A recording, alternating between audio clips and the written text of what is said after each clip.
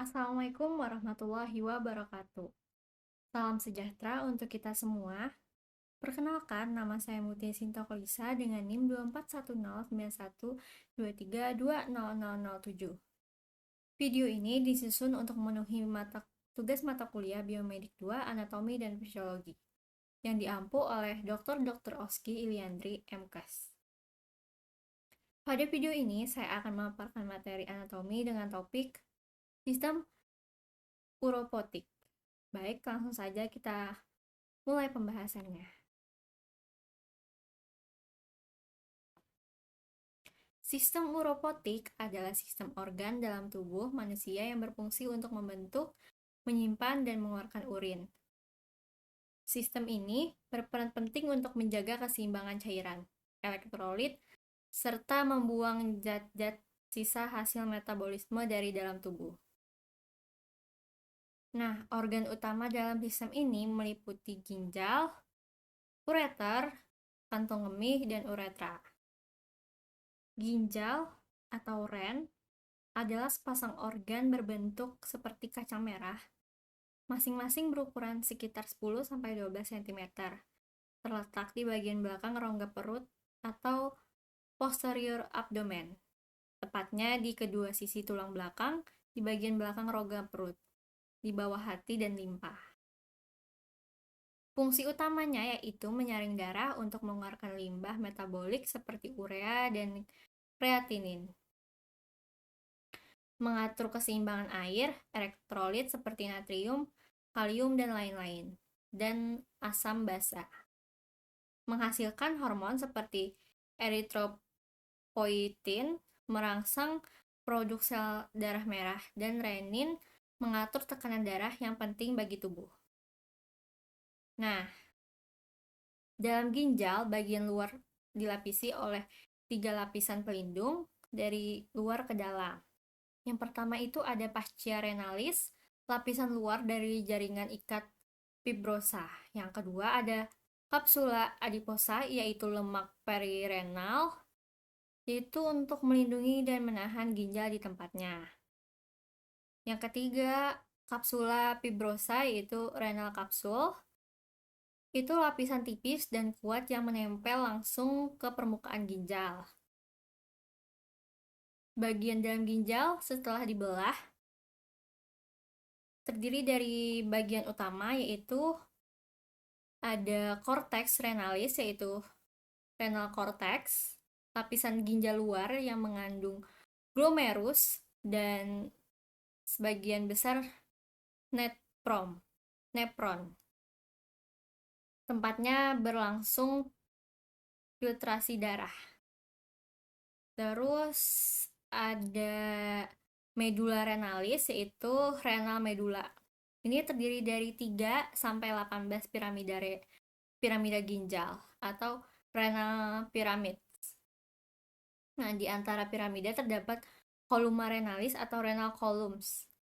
Ini mengandung tubulus ginjal dan lengkung Henle untuk proses reabsorpsi dan augmentasi.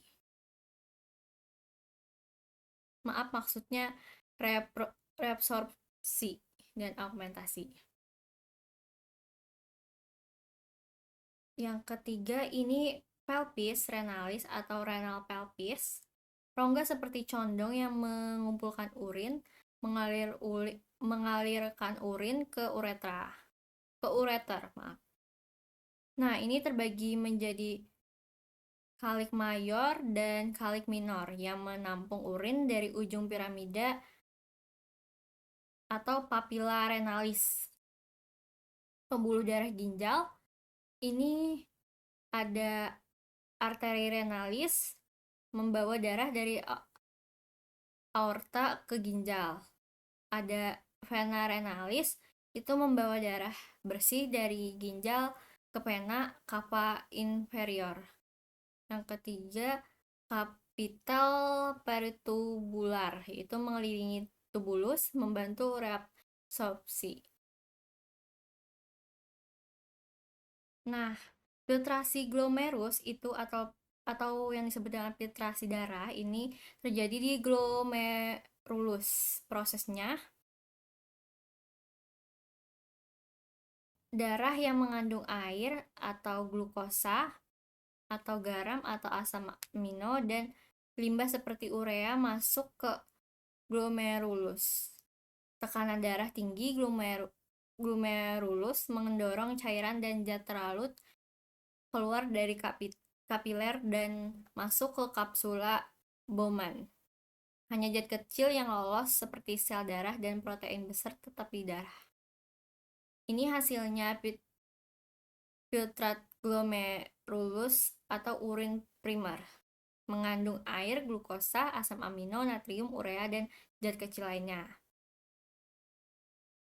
Terus, reabsorpsi tubular atau penyerapan kembali terjadi di tubulus proksimal atau lengkung Henle, tubulus distal.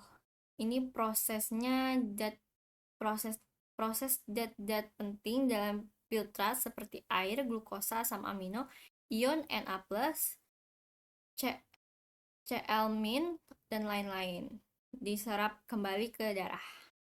Tujuannya agar zat berguna tidak terbuang dan menjadi keseimbangan tubuh. Hasil filtrat makin sedikit dan mulai menjadi urin sekunder. Yang ketiga, sekresi tubular.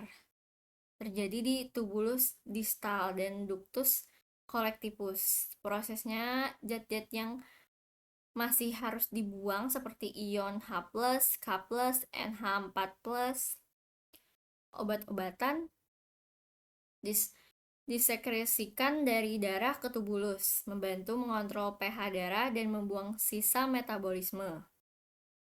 Hasil akhir, urin sesungguhnya, urin final, siap dibawa ke pelvis ginjal, lalu ke uretra, lalu ke kantung kemih. Setelah terbentuk urin melalui jalur glomerulus, lalu kapsula Bowman, lalu tubulus proksimal, lalu lengkungan Henle, lalu tubulus distal, lalu ductus collectivus, lalu pelvis renalis, lalu ureter, lalu kantung kemih, lalu uretra, lalu keluar tubuh.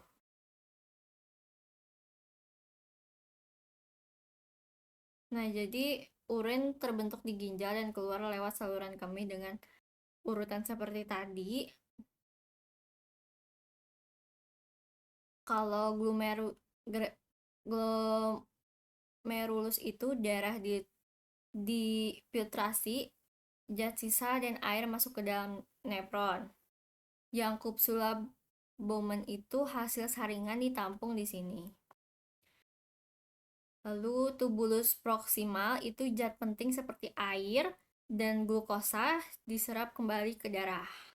Lalu lengkungan Henle itu membantu mengatur kadar air dan garam. Lalu tubulus distal itu sisa zat berbahaya dikeluarkan dari darah ke urin. Lalu ductus collectivus itu urin dari banyak nefron dikumpulkan dan disempurnakan. Lalu pelvis renalis itu tempat penampungan sementara sebelum masuk ke saluran kemih, ke saluran luar. Lalu ureter itu urin dialirkan ke kandung kemih. Lalu kandung kemih itu urin disimpan sementara hingga siap dikeluarkan. Terakhir ini uretra, saluran akhir tempat urin keluar dari tubuh saat buang air kecil. Yang kedua itu ureter. Ureter adalah saluran tipis kiri dan kanan yang membawa urin dari ginjal ke kandung kemih atau vesika urinaria. Ureter ini berasal dari pelvis renalis dan masuk ke kandung kemih pada bagian belakang bawah atau posterior inferior. Ini panjangnya itu kurang lebih 25-30 cm dengan diameter kurang lebih 3-4 mm. Nah, terletak di belakang rongga perut atau retroperitoneal. Ureter ini fungsinya mengalirkan urin dari ginjal ke kandung kemih dengan gerakan peristaltik atau kontraksi otot secara bergelombang dan mencegah reflux urin urin naik kembali ke ginjal saat kandung kemih penuh. Nah, jadi ureter ini dibagi menjadi 3 berdasarkan lokasinya. Yang pertama ada pars abdominalis, itu bagian perut, dari pelvis ginjal hingga ke tepi atas panggul. Yang kedua, pars pelvisa, bagian panggul, itu melewati bagian panggul menuju kantung kemih. Yang ketiga itu pars intramuralis, itu bagian dalam dinding kantung kemih, itu menembus dinding kantung kemih dan membuka trigonum vesica. Nah, jadi ada lapisan dinding uretra itu juga terbagi menjadi 3 lapisan utama. Yang pertama itu ada lapisan mukosa, itu di dalam. Dia terdiri dari epitel transisional, itu uretelium, memungkinkan peregangan saat urin mengalir. Yang kedua, lapisan otot atau muskularis. Dua lapisan otot polos, yaitu longitudinal, itu di dalam, yang sirkular itu di luar, dengan fungsinya menghasilkan gerakan peristaltik untuk mendorong urin. Yang ketiga ada lapisan adventisia, itu di luar, jaringan ikat yang melindungi dan menempelkan ureter ke bagian sekitarnya. Nah, yang ketiga ini kandung kemih atau vesika urinaria. Nah, kandung kemih ini adalah organ berongga berbentuk seperti balon yang berfungsi sebagai penampung urin sementara sebelum dikeluarkan dari tubuh melalui uretra yang terletak di bagian bawah perut di rongga pelvis panggul, tepat di belakang tulang pubis. Pada wanita berada di depan uretus dan vagina, pada pria ini berada di depan rektum dan di atas kelenjar prostat. Fungsinya ini menyimpan urin sementara hingga siap untuk dikeluarkan dari tubuh. Bisa menampung sekitar 300-500 ml urin pada orang dewasa sebelum muncul keinginan untuk buang air kecil. Merespon peregangan dengan sinyal ke otak untuk refleks miksi atau dorongan buang air kecil. Nah, jadi di kandung kemih ini terdiri beberapa bagian utama, yaitu ada apex, itu puncak, ini bagian anterior depan yang mengarah ke tulang pubis. Terus ada korpus, ini di badannya, bagian utama yang mengembang saat kandung kemih terisi urin. Lalu ada fundus atau dasar atau posterior, itu bagian belakang, berbatasan dengan rektum pada pria atau wanita, pada pria, atau vagina pada wanita.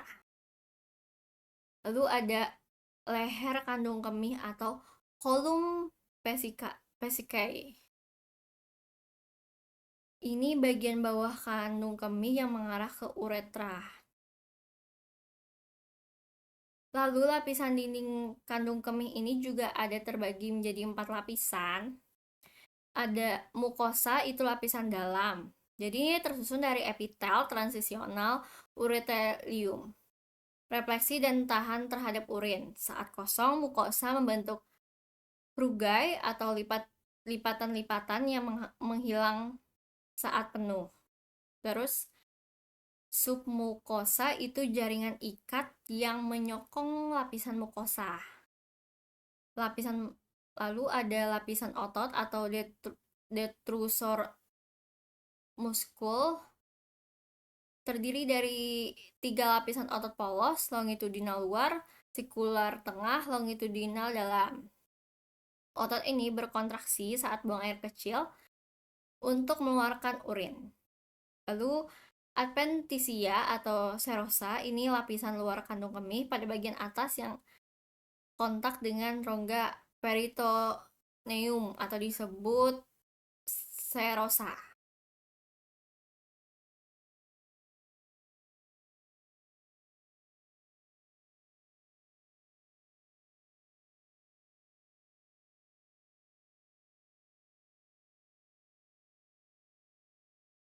Nah, jadi di kandung kemih itu ada Trigonum vesica atau Trigonum kandung kemih. Area berbentuk segitiga di dasar kandung kemih. Tiga sudutnya ada 2 ureter masuk ujung ureter. 1 ureter keluar leher kandung kemih. Tidak memiliki rugae, permukaannya halus. Nah, yang keempat ini bagian ureter.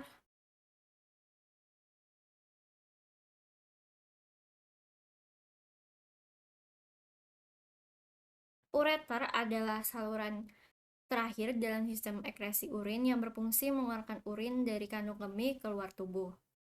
Saluran akhir dari sistem uropotik yang menghubungkan kandung kemih ke luar tubuh. Fungsinya mengeluarkan urin dari kandung kemih saat proses buang air kecil. Panjang uretra berbeda pada pria dan wanita. Kalau pria itu lebih panjang, juga dilewati oleh saluran reproduksi. Kalau wanita itu lebih pendek, hanya berfungsi untuk ekskresi urin. Nah, struktur uretra pria ini dibagi menjadi 3, yaitu uretra prostatica, uretra membranosa, uretra spongiosa. Nah, uretra prostatica itu bagian yang melewati kelenjar prostat, tempat masuknya saluran ejakulasi dari vesikula seminalis. Uretra membranosa itu bagian terpendek dan tersempit melewati otot dasar panggul. Lalu uretra spongiosa ini melewati korpus spongiosa penis, bagian terpanjang dan berakhir di meatus uretra externus.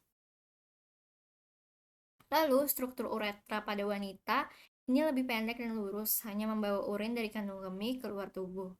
Berada di antara klitoris dan vagina.